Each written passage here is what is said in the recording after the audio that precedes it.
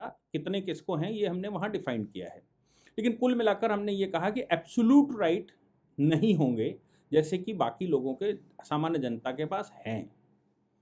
अब जब fundamental rights हमने बना लिए तो एक विषय जो आज बहुत महत्वपूर्ण है, जिस पर हम बहुत कम ध्यान देते हैं और उस समय उसको directive principles of state policy में डाल दिया गया।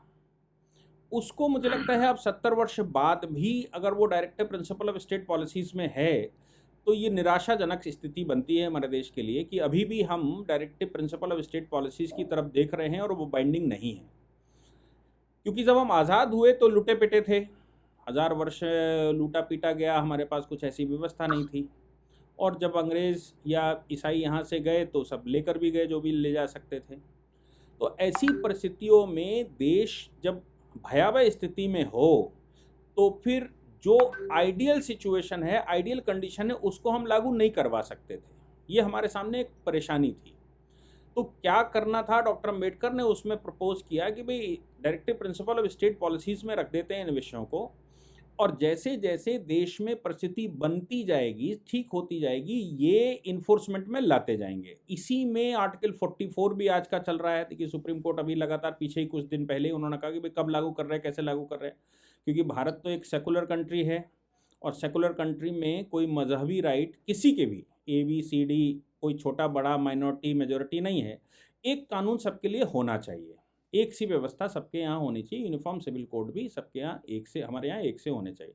तो उस समय डॉक्टर अम्बेडकर ये लगातार कहते रहे, बाद में वो प्रपोज़ल आर्टिकल 44 के रूप में चला गया। तो ये जो directive principle of state policies हैं, वो हैं जो स्टेट को डायरेक्शन दिया गया है कि आपको ये करना है, हम आज नहीं कर पा रहे हैं क्योंकि आज हमारे पास वो संसाधन नहीं है, आज हमारे पास वो व्यवस्था नहीं है, आज देश उस सिचुएशन में नहीं है कि हम इनको फंडामेंटल राइट्स की कैटेगरी में या बाइंडिंग नेचर का बना सकें। तो हम आज इसको बाइंडिंग नेचर नहीं बना सकते। लेकिन ये ज़िम्मेवारी होगी देश की, हम मतलब डायरेक्टिव प्रिंसिपल ये डायरेक्शन दे रहे हैं कि राज्य अपनी पॉलिसी बनाते समय, जब भी भविष्य में पॉलिसी बनाएगा, तो पॉलिसी बनाते समय इन चीज़ों का ध्यान रखेगा और ध्यान रखते हुए ही आगे की पॉलिसी बनाएगा, ये उसकी ज़िम्मेवारी बनती है। वो ज़िम्मेवारी पूरी तभी करेगा जब सिस्टम उसको अलाउ करेगा या देश का माहौल अलाउ करेगा, और देश में जो फ्रैटर्निटी है, देश में जो ह्यूमैनिटी है, देश में जो एनवायरनमेंट है, ये भी फंडामेंटल ड्यूटीज़ की कैटेगरी में भी डाला हमने। जब बाद में फंडामेंटल ड्यूटीज़ बनाकर रखी, तो उन फंडामेंटल ड्यूटीज़ में भी 51A में हमने डाला कि भई लोगों की ज़िम्मेवारी भी क्या होगी। लेकिन दुर्भाग्य ये रहा कि जो directive principle of state policies हैं और फंडामेंटल ड्यूटीज़ हैं, इनको बाइंडिंग नेचर हम कभी दे ही नहीं पाए। तो नतीजा निकला कि फंडामेंटल राइट प्रिवेल करते चले गए, और फंडामेंटल राइट इतने प्रिवेल करते चले गए कि लोग राज्य भूल गए कि राज्य के प्रति भी मेरी कोई ज़िम्मेवारी है, देश के प्रति भी मेरी ज़िम्मेवारी है, देश को अक्षुण्ण रखना भी मेरी ज़िम्मेवारी है, देश में फ्रैटर्निटी का माहौल रखना भी मेरी ज़िम्मेवारी है। तो फंडामेंटल राइट तो हमें खूब एब्सोल्यूट मिले, तो कोर्ट भी उसको इम्प्लीमेंट करवाता चला गया। लेकिन ड्यूटीज़ के मामले में या directive principle of state policies के मामले में कोर्ट भी लगातार डायरेक्शन ही देता रहा कि भई ये directive principle of state policies में लिखा, आप कब इसको इम्प्लीमेंट करवाएँगे? तो अलग-अलग विषयों पर अलग-अलग समय पर वो डायरेक्शन देते रहे। इसलिए directive principle of state policies और फंडामेंटल ड्यूटीज़ पर ये आज का युवा यहाँ बैठा है, अगर उसको अपने देश को परम वैभवशाली भारत बनाना है, तो उसकी भी ज़िम्मेवारी बनती है कि जैसे-जैसे ये आज युवा ही कल सत्ता में आएगा, कल सिस्टम में आएगा, और कोई आईएएस बनेगा, कोई पीसीएस अधिकारी बनेगा, कोई पॉलिटिक्स में जाएगा, कोई देश का नेतृत्व करेगा, तो ये ज़िम्मेवारी बनती है कि हमारे जो संविधान निर्माता दे गए हमको कि ये हमको करना है, वो हम सब आज विचार करके चलें कि ऐसे कौन से काम हैं जो होने चाहिए, और हम अपनी उसको लिस्ट में रखेंगे कि हमें ये करना है भविष्य में। या जो शासन सत्ता में बैठेगा उसको याद दिलवाना है कि हमको ये करना है, ये directive principle of state policies में था, ये हमारी ज़िम्मेवारी थी। डॉक्टर अम्बेडकर की ये आकांक्षा थी, इसलिए उन्होंने प्रपोज़ करके कहा था कि नहीं, अभी हम नहीं कर सकते, लेकिन हम इसको इसमें डाल देते हैं और भविष्य में आने वाली सत्ता, आने वाली सरकार, आने वाला देश, समृद्ध भारत उसको करेगा। ये मूल व्यवस्था हमने बना कर रखी। अब इसके बाद राज्य बनाना शुरू कर देंगे। तो हमने कहा कि भाई पार्लियामेंट्री सिस्टम भारत में होगा, उसके चीफ एग्जीक्यूटिव के रूप में प्रेसिडेंट होगा, फिर आगे स्टेट्स के लिए हमने गवर्नर्स की बात कही, और राज्यों में अलग से जो हमने जैसे फेडरल स्ट्रक्चर की बात कही, तो डिस्ट्रीब्यूशन ऑफ पावर भी शेड्यूल 7 में हमने बना कर रखा, और उसमें डिस्ट्रीब्यूशन ऑफ पावर में हमने कहा राज्य को ये करेगा, केंद्र ये करेगा, नगर महापालिकाएं ये करेंगी, सबका हमने काम बांट कर रखा उसमें।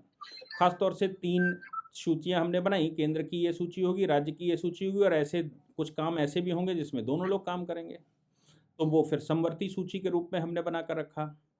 व्यवस्था में पार्लियामेंट क्या करेगी, कैसे करेगी, कब उठेगी, कब बैठेगी, प्रेसिडेंट के साइन कब चाहिए, पार्लियामेंट को कब आगे फॉरवर्ड करेंगे, पार्लियामेंट कितना काम कर सकती है, पार्लियामेंट्री नेक्सस के विषय में केशवानंद भारती ने डिफाइन कर दिया। केशवानंद भारती में ये कह दिया गया कि पार्लियामेंट भी एक लिमिट है उसकी, उस लिमिट को क्रॉस नहीं करती। संविधान निर्माताओं के जो मूल विचार थे या जो वो बेसिक स्ट्रक्चर बना गए, उस स्ट्रक्चर के इर्द गिर्द ही आपको घूमना है। उस स्ट्रक्चर को क्रॉस करके आप, पार्लियामेंट के पास भी इतने अधिकार नहीं होंगे कि वो उस स्ट्रक्चर को क्रॉस करके कुछ और कर सके। तो हमने वहाँ पर भी वैसी व्यवस्था कर दी कि भाई पार्लियामेंट बनाई, पार्लियामेंट की भी लिमिट बना दी। फिर हमने कहा कि पार्लियामेंट के बाद सरकार भी बनेगी, तो सरकार भी बना दी। पार्लियामेंट में कैसे कानून पास होंगे ये व्यवस्था कर दी कि भाई अलग अलग तरह के बिल होंगे। तो हमने कहा कि ये मनी बिल कौन सा होगा, उसमें क्या अधिकार होंगे, कि उत्तरदायी सरकार जो चुनी हुई होगी उसको कम से कम इकोनॉमिक मामले में स्वतंत्रता होनी चाहिए। तो हमने कहा वो लोकसभा से चूंकि सरकार बनेगी, इसलिए मनी बिल का डोमेन हम लोकसभा में ही रखेंगे और लोकसभा से ही उसको पास करवाएंगे। राज्यसभा उसमें केवल प्रपोजल दे सकती है, राज्यसभा के उसको हम बाइंडिंग नेचर नहीं बनाएंगे। ये सब व्यवस्थाएं करने के बाद हमने कहा भाई अगर कुछ गड़बड़ हुई तो कौन करेगा। एग्जीक्यूटिव नेक्सस हुआ, अभी लेजिस्लेटिव नेक्सस तो बता दिया कि केशवानंद भारती में डिफाइन कर दिया सुप्रीम कोर्ट ने। हमने कहा कि अगर एग्जीक्यूटिव नेक्सस होगा तो क्या होगा, तो एग्जीक्यूटिव नेक्सस मतलब सरकार अगर कुछ गलत करती है तो क्या होगा। तो हमने कहा एक इंडिपेंडेंट जुडिशरी होगी जो उसको क्रॉस चेक करेगी। जुडिशरी के अंदर जुडिशियल फंक्शन जुडिशरी के पास होंगे। हमारे यहाँ जो डिस्ट्रीब्यूशन ऑफ पावर है, जिसमें हम एग्जीक्यूटिव, पार्लियामेंट और जुडिशरी को लेकर आते हैं, तो हमने कहा इनमें वाटर टाइट सेपरेशन नहीं है। सेपरेशन तो है, वाटर टाइट सेपरेशन नहीं है। इसलिए पार्लियामेंट को भी हमने जुडिशियल राइट दिए हैं कि पार्लियामेंट की अवहेलना होती है तो वो कंटेम्प्ट अपने यहाँ चला लेते हैं। एग्जीक्यूटिव को हमने पार्लियामेंट्री राइट दिए हैं कि आर्टिकल 123 में अगर पार्लियामेंट सिटिंग में ना हो तो ऑर्डिनेंस पास कर सकता है। वैसी जुडिशरी में हमने कुछ लेजिस्लेटिव राइट दिए हैं, यानी कि जुडिशरी अपने लिए कानून बना सकती है। उसके नीचे मातहत जो कोर्ट्स हैं वो कैसे सुव्यवस्थित रहें, इसके लिए हर बात के लिए पार्लियामेंट नहीं आना। पार्लियामेंट ने एक मूलभूत स्ट्रक्चर बना दिया है तो जुडिशरी अपने हिसाब से उसको सेट कर सकती है। लेकिन दुर्भाग्य हमारे देश का वही है कि 3 ऑर्गन्स जिनको सेपरेशन ऑफ पावर में हमने वाटर टाइट सेपरेशन नहीं दिया, वो कभी कभी वो भी नेक्सस कर जाती हैं। उन नेक्सस में जैसे अपॉइंटमेंट है, तो judicial appointment is a pure executive function, और ये बात 1982 में डिसाइड हो गई थी कि भाई ये प्योर एग्जीक्यूटिव फंक्शन है। और उस समय के चीफ जस्टिस ने जजेस ट्रांसफर 1 केस में, एसवी गुप्ता के केस में ये डिफाइन कर दिया था कि भाई ऑस्ट्रेलिया के तर्ज पर हम एक अपॉइंटमेंट कमीशन यहाँ पर होना चाहिए। चूंकि ये जुडिशियल फंक्शन नहीं है, हम इसमें कोई मेरिट डिसाइड नहीं कर रहे हैं, इसलिए ये इस पर कोई ऐसी मैकेनिज्म बननी चाहिए जिसके अपॉइंटमेंट का एक सेपरेट कमीशन हो। बाद में उस केस को ओवर रूल करते हुए सुप्रीम कोर्ट ने ही अपनी कोलेजियम बना ली। कोलेजियम बनाकर फिर वो कोलेजियम छोटी होती रही, फिर बड़ी हो गई, फिर और बड़ी हो गई, फिर उसके और राइट आ गए, फिर कोलेजियम पर डिसाइड हो गया कि जैसे सरकार प्रपोज करती है कोई ऑर्डिनेंस को, वैसे ही कोलेजियम प्रपोज कर सकती है, और कोलेजियम की बात को मानने के लिए प्रेसिडेंट बाइंड है। लेकिन कह तो दिया कि वैसे ही हो सकती है, लेकिन एग्जीक्यूटिव की जो ऑर्डिनेंस होता है उसकी एक उम्र होती है, वो फॉरएवर नहीं होता। पार्लियामेंट की सिटिंग के तुरंत बाद उसको पार्लियामेंट में रखना होता है। अगर पार्लियामेंट में अगर उसका अप्रूवल नहीं हुआ किसी ऑर्डिनेंस का, तो वो अपने आप लैप्स कर जाता है, खत्म हो जाता है वो कानून। लेकिन अगर ये एग्जीक्यूटिव प्रपोज किया जाता है और ये एग्जीक्यूटिव प्रपोज करके बाइंडिंग कर देते हैं प्रेसिडेंट को, तो वो अस्थायी है। लेकिन जब कॉलेजियम उसको प्रपोज करती है तो वो स्थायी बन जाता है। इसलिए पार्लियामेंट की जो ओरिजिनल पावर है कानून बनाने की, या जो सिस्टम उसने बनाकर रखा है, उसके ऊपर कॉलेजियम आ जाना अपने आप में एक प्रश्न खड़े करता है। तो ऐसे हमारी तीनों ऑर्गन में, किसी एक ऑर्गन की बात नहीं कर रहा हूं, हमारी तीनों ऑर्गन्स जिनमें सेपरेशन एक एक एक मॉडल सेपरेशन है, वो एक्सेस पावर का इस्तेमाल कर जाती हैं और ये इंस्टीट्यूशंस के लिए प्रश्न चिन्ह लगा जाते हैं और इंस्टीट्यूशंस को कटघरे में खड़ा कर देते हैं। तो हमने ऐसी व्यवस्था कर दी। इसके बाद सरकारी कर्मचारियों के लिए हमने अलग से व्यवस्था कर दी कि भाई सरकारी कर्मचारी होगा तो वो कैसे करेगा, उसको एग्जीक्यूटिव कैसे डील करेगा। तो आर्टिकल 310, 11, 12 ऐसे बनाकर रख दिए और कहा भाई एक बार जिन कंडीशंस पे उसको अपॉइंट कर दिया जाएगा वो कंडीशन से लोअर नहीं किया जा सकता, उसको पीछे नहीं फेंका जा सकता जब तक कि कुछ ऐसा न मिल जाए जो कि उसके ऊपर एक्शन के लायक हो। एक्शन के लायक मतलब उस पर उसको, जैसे उसके डिसएडवांटेज कुछ हों, या डिसेबिलिटी आ जाए, मेंटल डिसेबिलिटी आ जाए, करप्शन आ जाए, कुछ ऐसा मामला आ जाए। उसके अलावा सरकारें अपने मन से उसको डिग्रेड नहीं कर सकती। ऐसी हमने व्यवस्था कॉन्स्टिट्यूशनल प्रोटेक्शन के रूप में सरकारी कर्मचारियों को भी यूपीएससी या पीएससीज बनाकर दे दी। अब सवाल आता था कि भाई सिक्योरिटी की क्या व्यवस्था रहेगी। तो सिक्योरिटी की व्यवस्था के लिए हमने 352 से लेकर 360 तक बना दिए। नेशनल इमरजेंसी में केंद्र सरकार के पास पावर होगी, लेकिन केंद्र सरकार उसका मिसयूज़ कर सकती है। तो नेशनल इमरजेंसी के मामले में हमने कहा कि भाई ये 6-6 महीने के बाद आपको लगातार पार्लियामेंट में आना पड़ेगा, और इमरजेंसी क्यों आप लगातार बढ़ाए हुए हैं तो वो आपको बताना पड़ेगा। दूसरा ये भी हमने कहा कि इमरजेंसी आप किसी क्षेत्र में लगा सकते हैं, किसी राज्य में लगा सकते हैं, कई राज्यों को मिलाकर लगा सकते हैं, पूरे देश में भी लगा सकते हैं अगर कोई नेशनल इमरजेंसी आती है तो। फिर हमने कहा, जो पीछे मैंने बताया था कि फेडरल स्ट्रक्चर हमने बनाकर रखा है, और फेडरल स्ट्रक्चर के अनुरूप अगर सरकार नहीं चल रही है और कोई स्टेट गवर्नमेंट अपने हिसाब से ये कहता है कि नहीं हम केंद्र के ऊपर प्रिवेल कर जाएंगे, हम एक एक नेशन पर विश्वास नहीं करते, मैं अपने हिसाब से चलाऊंगा, मुझे चुनकर भेजा गया है, तो ऐसी व्यवस्था में हमने 356 बनाकर रखा है कि भाई फिर गवर्नर उसको रिकमेंड कर देगा और कहेगा कि नहीं हमको एक राष्ट्र की फिलॉसफी पर चलना है। कोई भी राज्य विभेद इस आधार पर हो सकता है कि उसमें आवश्यकता है, लेकिन वो केंद्र की इंटीग्रिटी को चैलेंज नहीं कर सकता, और अगर चैलेंज होता है, किसी के फंडामेंटल राइट्स का प्रोटेक्शन नहीं हो पा रहा है, तो फिर वो ऐसी रिकमेंडेशन कर देता है। फिर हमने कहा अगर फाइनेंशियली कुछ गड़बड़ होती है तो ईश्वर की ऐसी कृपा है कि भारत में भी फाइनेंशियल इमरजेंसी लगाने की आवश्यकता नहीं पड़ी। हाँ, ट्रेजरी ज़रूर हमने 1-2 बार बंद की हैं और सिचुएशन बड़ी बड़ी गंभीर रही है, लेकिन फाइनेंशियल इमरजेंसी राष्ट्रव्यापी हमने लगाने का उचित नहीं समझा। अभी ऐसी कोई भगवान ने भारत को ऐसी सिचुएशन दिखाई नहीं।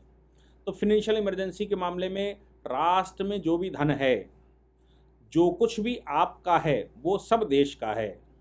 हम सेपरेटली यूज़ करने का अधिकार रखते हैं। कोई प्रॉपर्टी, कोई बैंक बैलेंस, कुछ भी हम करते हैं, रखते हैं, वो सामान्य परिस्थितियों में, जब नेशनल इमरजेंसी आती है तो वो फिर सब राष्ट्र का है। फिर राष्ट्र बचाना सरकार की जिम्मेवारी बनती है, उसके लिए आपको भी साथ में प्रोटेक्शन दिया जाए ऐसा आवश्यक नहीं। तो वो जो फाइनेंशियल इमरजेंसी है, फाइनेंशियल इमरजेंसी लगाकर हम ऐसी व्यवस्था करते हैं। ये ओरिजिनल व्यवस्था मुझे लगता है कि हमारे देश में कानून बनाते समय जो विचार करने वाले लोग थे, जो कानून बनाने वाले लोग थे, उनके मन में एक बात ये रही होगी। अभी समय का अभाव, अगर आपके पास समय हो तो कैसे इंटीग्रेशन हुआ है स्टेट्स का, और स्टेट्स के इंटीग्रेशन के बाद कैसे संविधान और स्टेट इंटीग्रेशन दोनों आए, लेकिन वो बड़ा टॉपिक है, या तो आप किसी और दिन रखिए, नहीं तो एक फौरी फौरा मैंने संविधान बनाते समय दिमाग में क्या था और कैसे हमने किया है, वो मैंने आपको एक उसकी आउटलाइन खींचने की कोशिश की है कि एक आउटलाइन उसकी बना दी गई है। जी, सत्यानंद जी। जी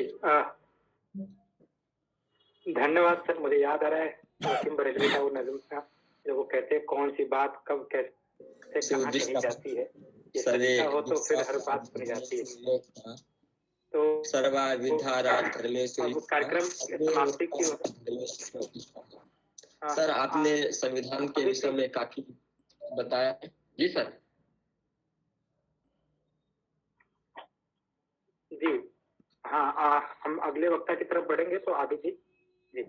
जी जी जी।